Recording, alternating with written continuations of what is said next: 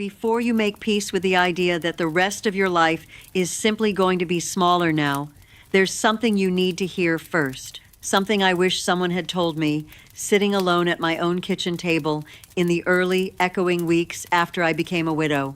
Come sit with me a moment. Let the fire do its work while I say this plainly, because I don't want to bury it under gentle language tonight. Researchers who study resilience after loss keep finding something that sounds almost impossible to say out loud. Many widows who rebuild their lives alone go on to live longer, richer years than anyone expected of them. Not despite the rebuilding, because of it. I know how that sounds against everything you've been quietly taught to believe. You've been told, in 1,000 small ways, that widowhood is a wound that never really closes, that the best you can hope for is to manage the ache, to keep the house tidy and your calendar full enough that no one worries about you. You've been handed a story where the second half of this life is a slow fade, a holding pattern, a waiting room. Tonight, I want to hand you a different story, a truer one. You know that specific tiredness that isn't about sleep at all, the one that comes from performing doing fine for everyone who checks in on you. You smile at the pharmacy. You tell your sister you're keeping busy, and then you close the front door, and your shoulders drop 2 inches, and for a moment you let your face just be whatever it actually is. None of that is weakness. That is a woman carrying an enormous invisible weight with real dignity, and I need you to hear that before we go one sentence further. You've caught yourself maybe standing in a doorway of a room you used to share, not sad exactly, just suspended the way you might stand in a museum in front of something you can't quite explain to yourself. You've reorganized a closet you didn't need to reorganize, just to have something to do with your hands while your mind sorted through everything else. You've caught your own reflection in a dark window at night and thought, quietly, who is that woman now? Not with despair, with something closer to curiosity. If you let yourself feel it honestly. Maybe you've sat across from a friend who's still married, listening to her complain, gently, about her husband leaving his shoes by the door again, and felt 2 things at once that don't belong together: genuine affection for her, and a small, sharp envy you were instantly ashamed of. That isn't pettiness. That's a woman missing something ordinary and irreplaceable, and there is no shame in that at all. And maybe the hardest one, you felt a flicker of something that wasn't grief. A good conversation. A meal you actually enjoyed. A morning where the light came through the kitchen window and you simply felt glad to be alive in it. And right behind that flicker came the guilt. As if joy itself were a kind of betrayal. As if healing meant forgetting. And forgetting meant you never loved him at all. None of this is a character flaw. None of it means you're doing widowhood wrong. There is no wrong way to carry a loss this size. But I want to tell you, gently and honestly, that the guilt you feel over your own small moments of aliveness may be the very thing standing between you and the longer, fuller years the research keeps pointing to. And before I explain what that research actually shows, because I promise you it is not what you think, there's a harder truth I need to say first, so that what comes next will actually make sense to you. If you've stayed with me this far, what comes next was written with you specifically in mind. Here is the harder truth. The story that a good widow grieves forever and never really rebuilds isn't loyalty. It's a costume. It was handed to you by a culture that has never quite known what to do with a woman who is whole on her own. Jung had a name for this kind of costume too. He called it the persona. The mask we build to meet the world's expectations of us, worn so long and so faithfully that we can forget it was ever a mask at all, rather than our actual face. Many women wear a grieving widow persona for decades after it stops serving them, not out of love, but out of habit, and out of fear of what people might say if they set it down. And somewhere along the way, many of us, myself included, mistook wearing that costume for love. When the truth is, love and rebuilding were never actually opposites. A woman wrote to me not long ago describing a moment I haven't been able to shake since. She said that almost 2 years after losing her husband, she signed up on a whim for a pottery class at the community center, mostly because a flyer caught her eye and she had nothing else planned that Thursday. She told me she sat in the parking lot for 11 minutes before going in. gripping the wheel, telling herself she was being ridiculous, that a woman her age had no business starting something so frivolous alone. She went in anyway, and she told me that somewhere around the third class, elbow deep in clay, laughing at how badly her first bowl had collapsed, she caught herself feeling something she hadn't let herself feel in 2 years. Unguarded, ordinary happiness. And right behind it came the guilt, exactly the way we've been describing. She told me she went home that night and cried. Not from sadness this time, but from something more complicated, grief and joy. Sitting in the same chair, neither one canceling the other out. What she said next is the part I want you to really hear, and we'll come back to it in a moment, because I don't want to rush past it. There was a specific afternoon, some years into being on my own, when I stood in my kitchen holding a paint chip, a deep, warm terracotta, nothing like the pale, safe colors we'd always chosen together. Colors picked to please everyone who might walk through the door. I remember standing there for a long time, feeling almost caught, as if I were doing something wrong, simply by wanting a wall to be a color I loved. I painted it anyway, and I remember standing back afterward with a strange lump in my throat, not from sadness, from something closer to recognition.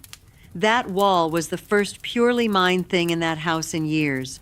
I tell you that not because a can of paint changes anything by itself, but because it was the first small, physical proof that a person can still be becoming something even in the middle of what looks, from the outside, like an ending. Psychologically, this territory has a name, and I think it will land differently for you once you hear it, so let me explain it the way I understand it, not as a textbook, but as something lived. The psychologist Carl Jung called the years past midlife the second half of life, a phrase he used quite literally, but also as a kind of map for what this stretch of years is actually for. In his view, the first half of life is largely about building outward, establishing a household, raising children if you had them, becoming a wife, a mother, a provider of stability for everyone around you. Necessary work, real work, but outward-facing work. The second half of life, Jung believed, has an entirely different task. It turns inward. It asks the question the first half never had time for. Who are you, underneath all the roles you were so faithfully performing? For most women, that question arrives quietly, almost accidentally, somewhere in their 40s or 50s. But for a widow, it doesn't arrive quietly at all. It arrives like a door blown open in a storm. Overnight, an entire role wife is gone. Not chosen away, simply gone. And what the research on resilience is really describing, underneath all its careful academic language, is this. Many widows are forced into the second half of life's real work, years ahead of schedule. And forced work, done honestly, often produces extraordinary depth. This is where I want to be very careful with you, because I am not a doctor, and I am not a therapist, and I would never stand here and tell you that grief follows a formula, or that loss comes with guarantees. What I can tell you, from having lived a long way into this territory myself, and from everything the research on late life resilience keeps circling back to, is this.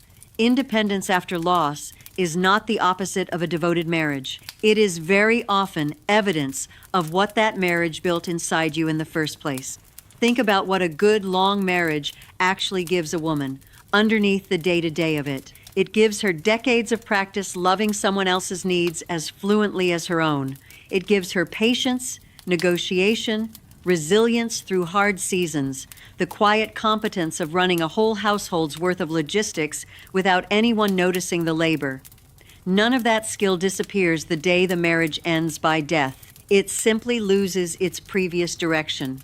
And one of the most tender, most misunderstood parts of rebuilding is discovering that all of that hard-won capability can be turned gently toward yourself. You might be telling yourself that it's too late to build anything new at your age. It isn't. Jung didn't consider the second half of life a decline from the first. He considered it, if anything, the more important half, the one where a person finally becomes fully who they were always meant to be, rather than who circumstance required them to be. Individuation, he called that process. Becoming in full, the specific, particular person underneath every role you've ever worn. It doesn't slow down after 60. If anything, the research on this suggests it often accelerates, because for the first time in decades, there is finally room for it. You might also be telling yourself that wanting a full life on your own somehow dishonors what you had. I want to gently push back on that, because I think it's exactly backward. A woman who rebuilds a rich, engaged, curious life after loss isn't proving the marriage didn't matter.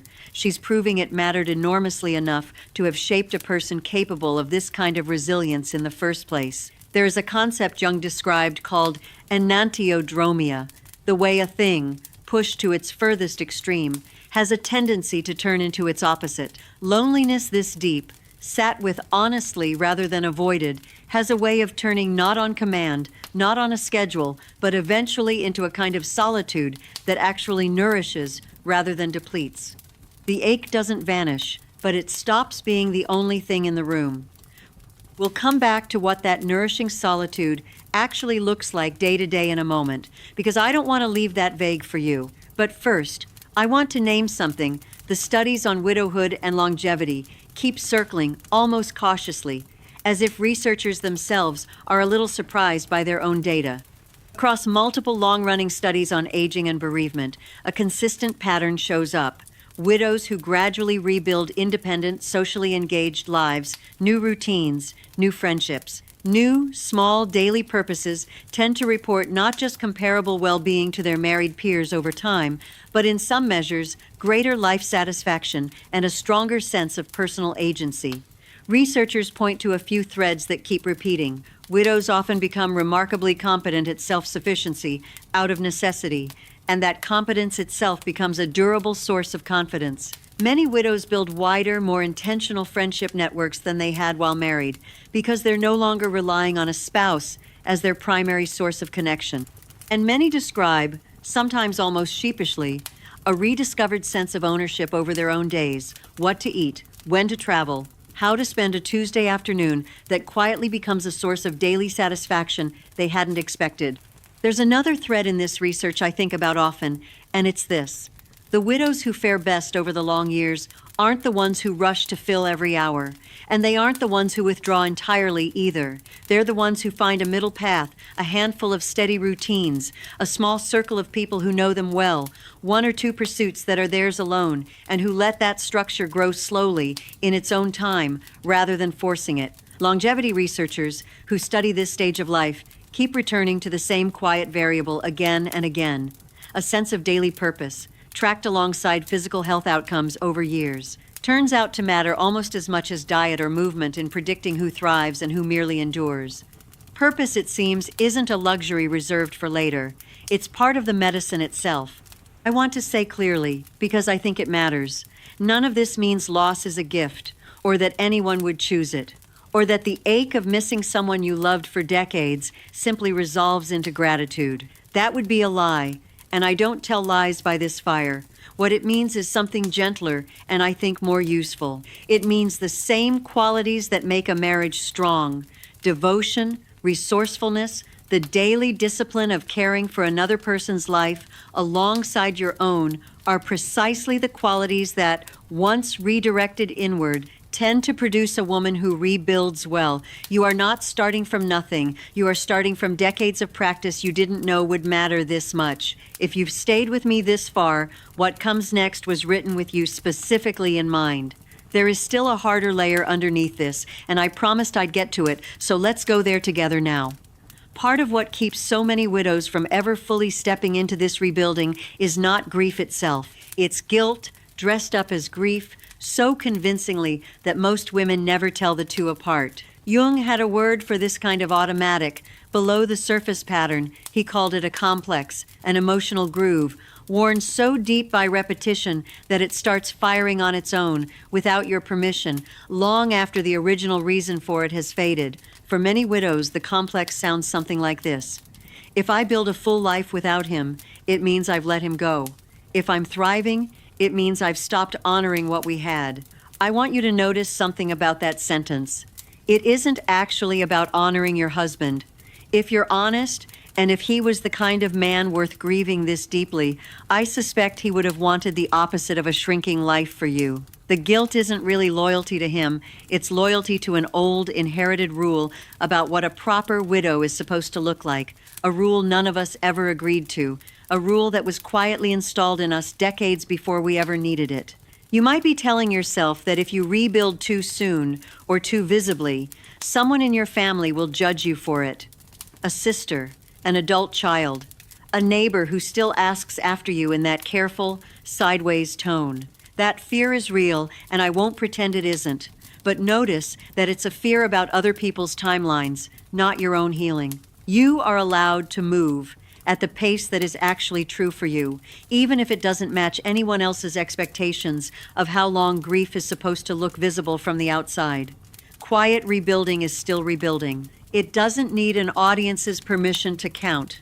This is where the reframe I promised you finally arrives, and I want to say it slowly because I think it deserves to land clearly. Rebuilding a full, engaged, independently rich life after loss is not evidence that the years you shared meant less. It is the second half of that same love story, continuing on in a different form inside a woman he helped shape. This is not the end of your relevance. It is the beginning of your individuation, the slow, steady work of becoming fully and without apology the specific woman you already were underneath every role you carried for so many years.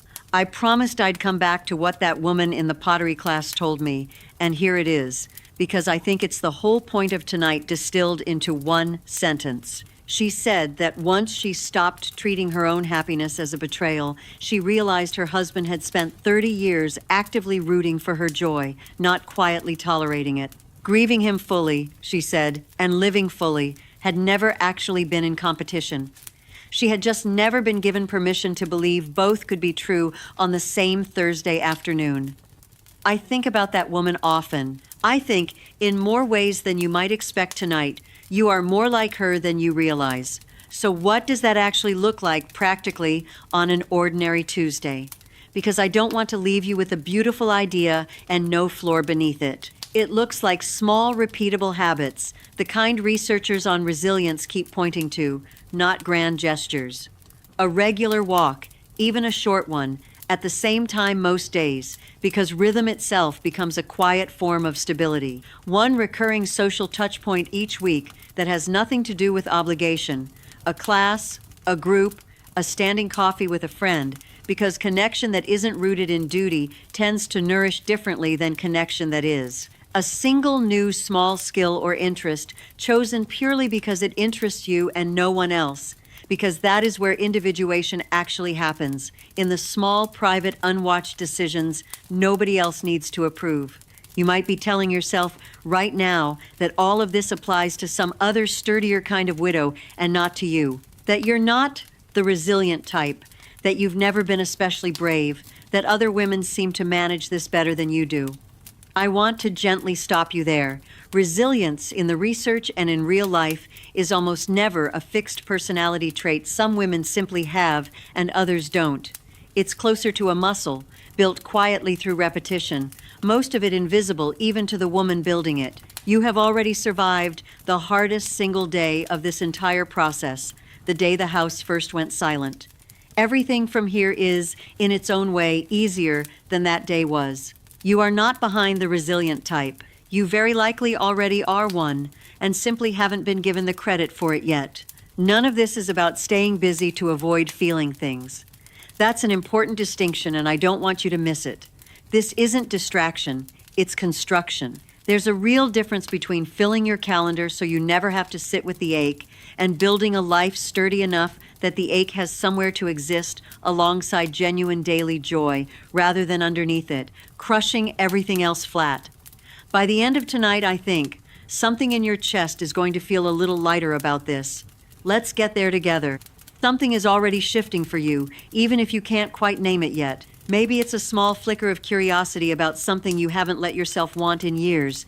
Maybe it's the fact that you're still here, by this fire, after everything we've just walked through together, instead of turning it off 10 minutes ago. That in itself tells me something about you. It tells me you are not a woman who has given up on her own life. You're a woman quietly gathering the courage to keep building it. And courage at this stage rarely looks dramatic. It looks like staying through an uncomfortable conversation instead of turning it off. It looks like one small paint chip, one pottery class, one honest sentence written down before bed. Those are not small things pretending to be large ones. They are quite literally how a rebuilt life gets built, one unremarkable, deliberate choice at a time. I want you to picture something with me, gently, just for a moment. Picture a Tuesday morning, maybe 6 months from now. The coffee is warm in your hands and the house is quiet. But it's a different kind of quiet than the one you know right now. Not an empty quiet, a settled one.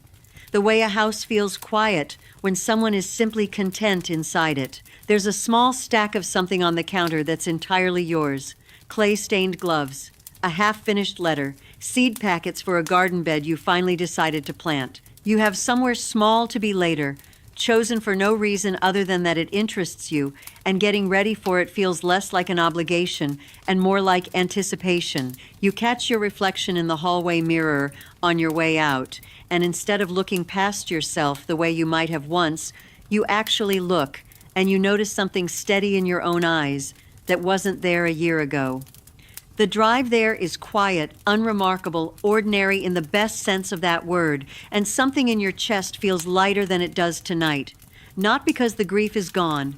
Grief that size doesn't disappear, and I would never promise you it will.